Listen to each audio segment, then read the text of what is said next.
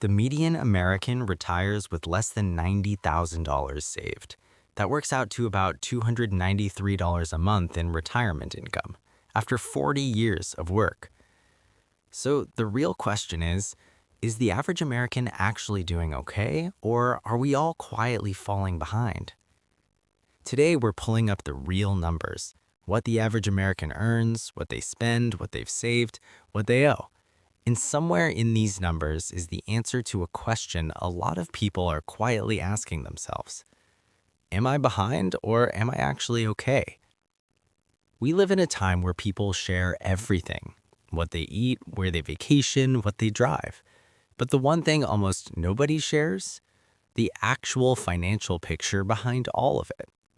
Nobody posts about the credit card balance that funded that vacation. Nobody mentions the car payment that's stretching the budget thin every month. Nobody brings up the retirement account they haven't touched in years. So we're all walking around making guesses, and the guesses are almost always wrong in the same direction. We assume everyone else is doing better than us. We look at what people show and fill in the blanks with the best possible version of their finances. But the data tells a completely different story. And once you see it, the way you think about your own financial situation changes pretty quickly. Let's start at the beginning. Income. According to the Bureau of Labor Statistics, the typical full-time worker in America earns just over $1,000 a week. That's roughly $52,000 a year before anything gets taken out. The median means half of all workers earn more than that and half earn less, right in the middle. If you're somewhere around $25 to $27 an hour, you're essentially the textbook definition of average. Now, here's where it gets more interesting. That $52,000 figure is what you earn on paper. What you actually take home is a different story. After federal income tax, state tax, Social Security, and Medicare all pull their share, most people in that range are actually depositing somewhere between $36,000 and $40,000 a year, which works out to roughly $3,000 to $3,300 landing in your bank account every month. Hold on to that number, because everything we're about to look at starts there.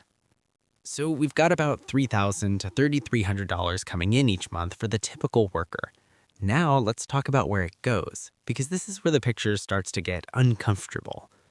The Bureau of Labor Statistics tracks household spending, and their data shows the average American household spends around $5,500 a month. That's not $5,500 in income. That's $5,500 out the door every single month. Put another way, that's about $180 a day, every single day, just to maintain an ordinary life. And most people, if you ask them to guess their monthly spending, would come in way under that number, which is kind of the whole problem. Now, the first question is, where does $5,500 go? Housing takes the biggest slice, about $1,800 to $1,900 a month when you stack up rent or mortgage, utilities, insurance, and maintenance. That's over $22,000 a year just to keep a roof overhead. And if you're at a high-cost city, that number sounds almost quaint. In Los Angeles, San Francisco, or New York, $1,800 a month for housing is practically a fantasy. After housing, food comes in around $700 a month between groceries and restaurants.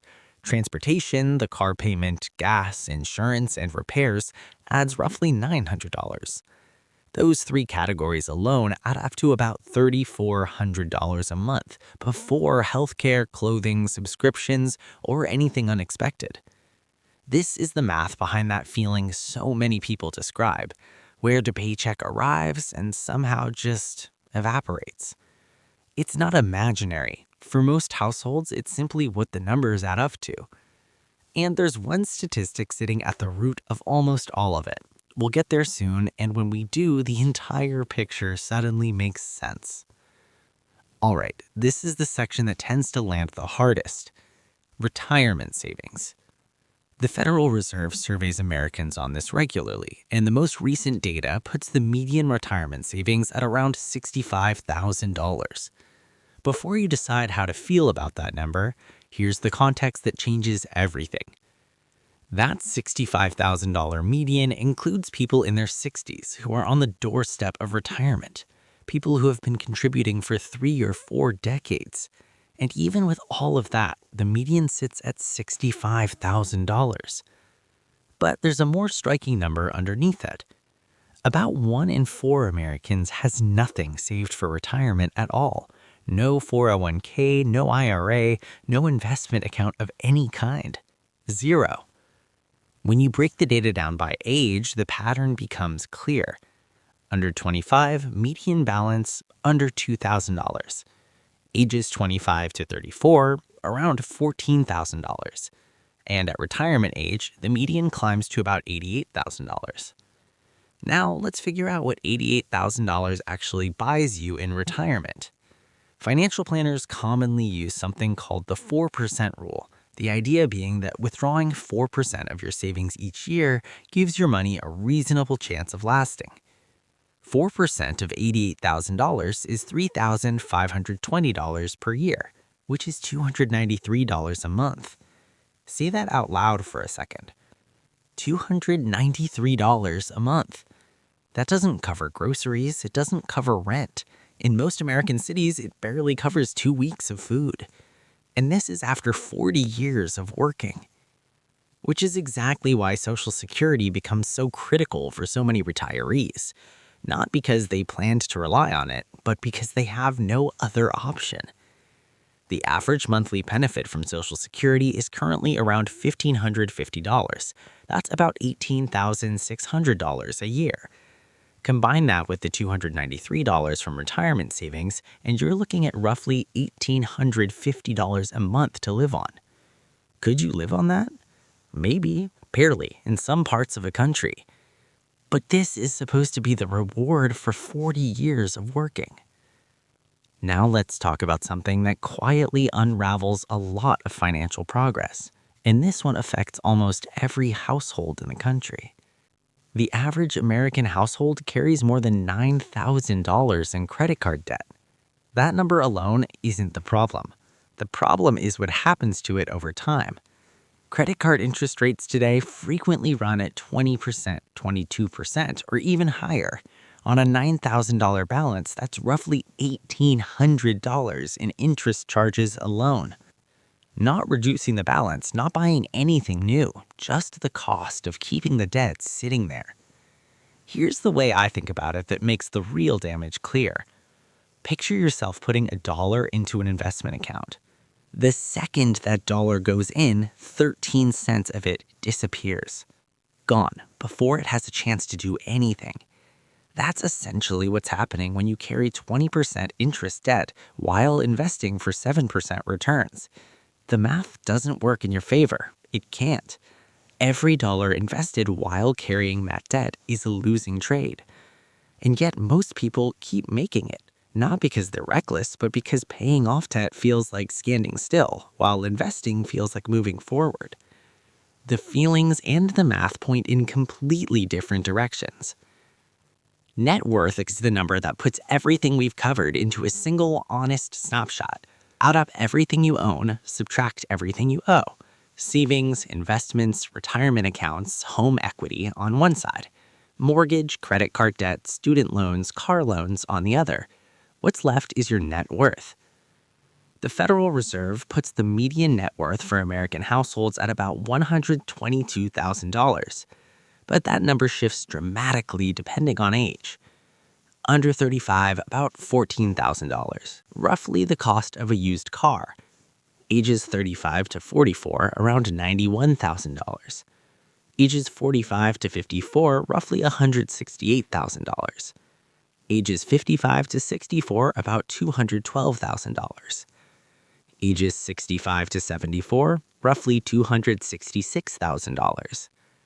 Picture someone who does everything right by conventional standards. They show up for 40 years, they get the promotions, they save when they can, they follow the advice they were given. That person, at the median, finishes their career with a net worth of around $266,000, which is genuinely not nothing, but it's also not financial freedom. Now, with 25 years of retirement ahead, healthcare costs rising every year, and inflation slowly shrinking what that money can actually buy. And here's the number that quietly explains how almost everyone ends up here. Trace almost any of the numbers we've looked at far enough back, and they all lead to the same place. Americans save 6% of their income. 6%. That number quietly connects all of it. Think about the demands on that 6%. An emergency fund needs 3 to 6 months of expenses behind it. A home down payment averages around $62,000. A car replacement will cost over $47,000 on average. And retirement, where advisors typically recommend setting aside 10 to 15% of income on its own. 6% cannot cover all of that. It simply cannot. So people borrow to fill the gap. And borrowing at 20% interest while earning 7% on investments is a slow leak that quietly drains financial progress year after year. That's how someone can work for 40 decades, try their best, and still end up with $9,000 on a credit card and $88,000 in a retirement account. Not because they failed, because the math was working against them the whole time. Here's where I want to be direct with you. These numbers aren't here to make you feel bad. They're here to show you what the default path looks like. Because most people are walking it without realizing there's a different one available. The average American isn't financially struggling because they made dramatic mistakes. They're struggling because small habits, compounded over decades, quietly determine everything. And the flip side of that is actually good news, because it means you don't need a dramatic reversal to end up somewhere completely different. You just need slightly better habits repeated for long enough. Saving 10% instead of 6% doesn't sound revolutionary, but stretch that difference across 30 years of compounding returns, and it produces a completely different retirement. Paying off a credit card balance before adding to an investment account doesn't feel like a power move, but stopping an $1,800 a year interest bleed absolutely is one.